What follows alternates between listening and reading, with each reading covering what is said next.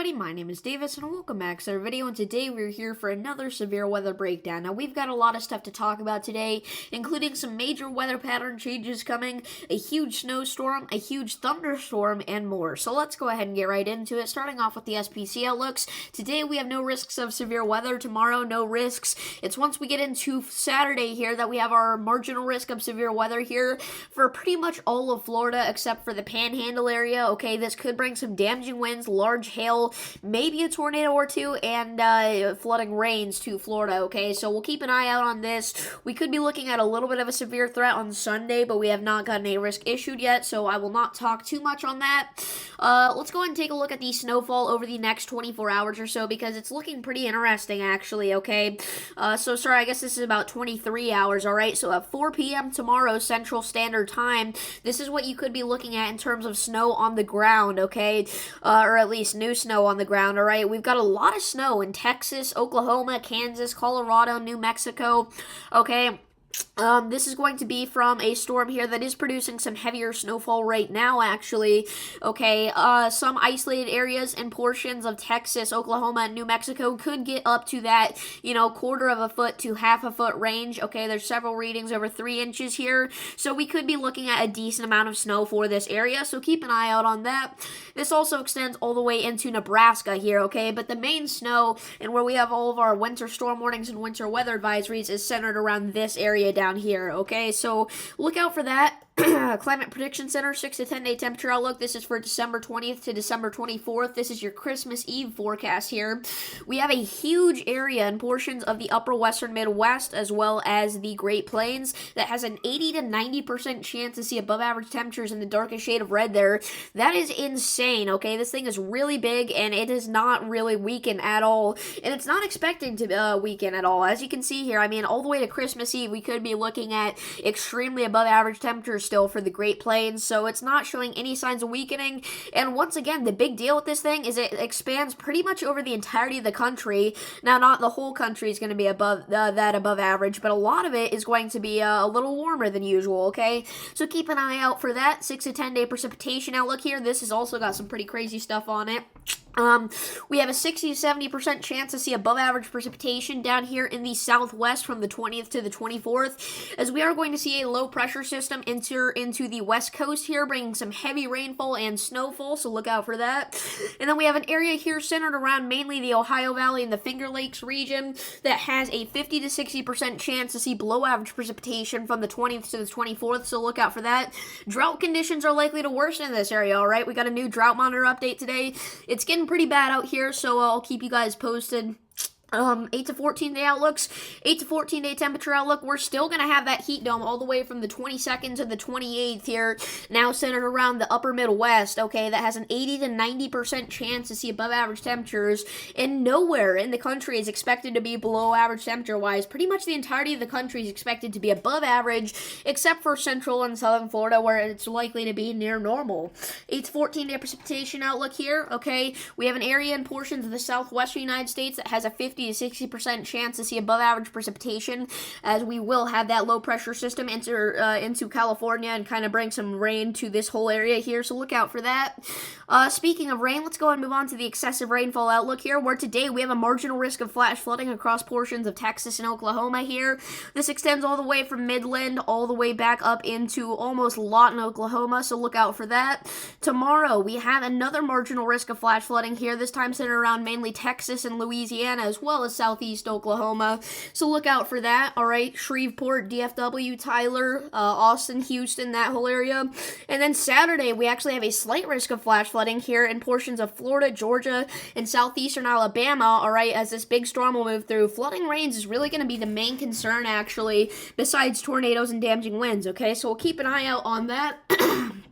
Sunday here, we're going to have another slight risk of flash flooding here along the East Coast now, extending all the way from Georgia back up into portions of Maryland, so definitely look out for that, alright? Some major flooding is going to be possible with this storm, and not just on Saturday and Sunday, alright? Pretty much the entirety of the week, the rest of the week here, and then even going into next week here on Monday, we have a marginal risk of flash flooding in the Northeast. We also have a marginal risk of flash flooding on the West Coast, so look out for that.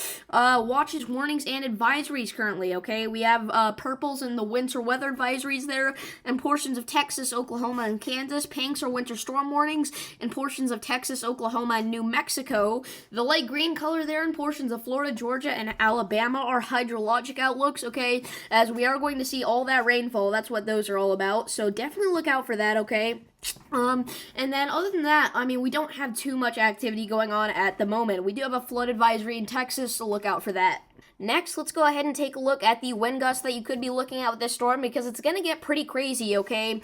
So this is what it's going to be potentially looking like here at Saturday at about 6 p.m. here for Eastern time, okay?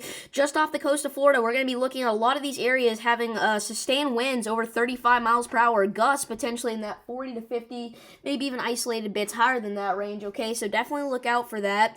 We go a little bit further out, okay? We go into what looks to be about 8 p.m. here. All right, we could be looking at some serious winds now. All right, we got sustained winds up to 40 miles per hour here, pretty much just off the coast of Florida. Okay, so it's gonna get pretty crazy. All right, but it's gonna get even worse. Okay, we get into midnight in between Saturday and Sunday, just off the coast. Now those gusts are going to be potentially over 60 to 65 miles per hour, as the sustained winds are going to be staying at around 44 miles per hour at least here. Okay, so look out for that. Sorry about that premium notification. I don't know why that's popping up. Come on, X out. I have to flip it sideways. Okay. Anyway, sorry about that. And then this system will travel up the East Coast here. I mean, you guys, these winds sustained could get over 50 miles per hour. The gusts over 70 potentially, maybe even higher than that, all right? I don't want to over-exaggerate with this storm, but it's going to be something insane, all right? And you may be thinking, well, that's not even on land. Why are you worried about it? Well, this will crash into portions of South Carolina and North Carolina here with gusty winds, all right, around the Savannah area by about what looks to be noon on Sunday here. Okay, we could be looking at some wind gusts potentially around the 60 mile per hour range just off the coast, so look out for that. Same thing for Jacksonville. All right, this system is going to behave a lot like a tropical storm. It's going to have very damaging winds in the entirety of its lifetime, all right? A lot of flooding, rain potential, so it's going to be kind of like a tropical storm, so just expect that kind of situation here. As you can see, I mean, the winds just don't stop. I mean, it's getting crazy out here. Those purples, the blues, I mean, those are sustained winds over 50 miles per hour, which is honestly crazy, okay? And I mean, they're gonna be able to sustain that strong for a long time, so you really gotta look out here. Alright, you get into eastern North Carolina at what looks to be about 7 p.m. I mean, those sustained winds could be getting to 60 miles per hour. I don't even know what the gusts could get to, maybe 80 even? Is that crazy to say? I don't even think so.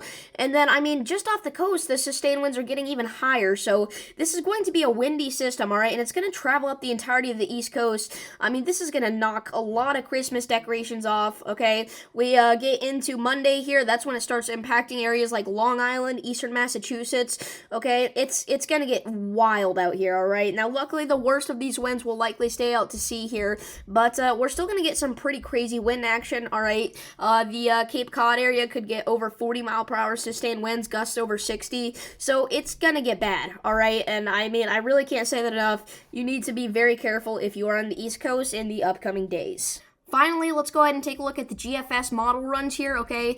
So right now you can see our snow and our rain mixing here in portions of the Great Plains, the Southern Plains, and the Central Plains. So look out for that. And then once we get into midnight tonight, some of that thunderstorm activity could start to pop up here on the Texas-Oklahoma border, okay? This system will move off to the east and kind of honestly, well, what's the word I'm looking for? Merge with the storm here in the Gulf of Mexico that we're going to have, and that's whenever it crashes into Florida with those damaging wind gusts, okay? And I mean, it just rides the East Coast like crazy, which is why mainly I think we could be looking at multiple days of severe weather. I don't think this is going to be a 1 or 2 day thing, okay? So on the back end of this thing, we will get quite a bit of snow. This will make this feel like a bit of a nor'easter system with damaging winds and heavy snowfall, so look out for that.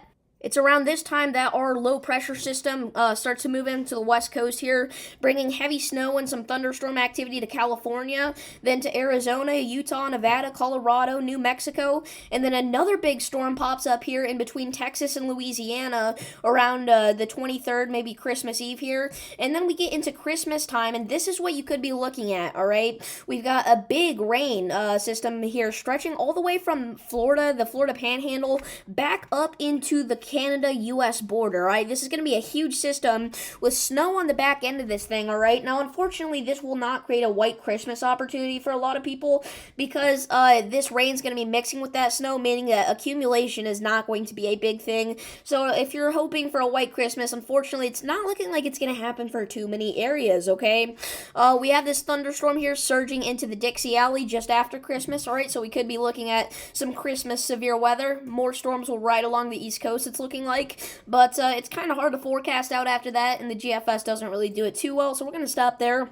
If you guys did enjoy this video, make sure to like and subscribe. I was a little bit off with my speech tonight. I was talking like a million miles per hour. I did do several cuts, which I don't normally have to do, so it was a little frustrating, and the weather might be a little bit outdated by the time you're watching this, but I think it was still a good video. So, yeah, I'll try to do better next time, and I will see you all in the next one.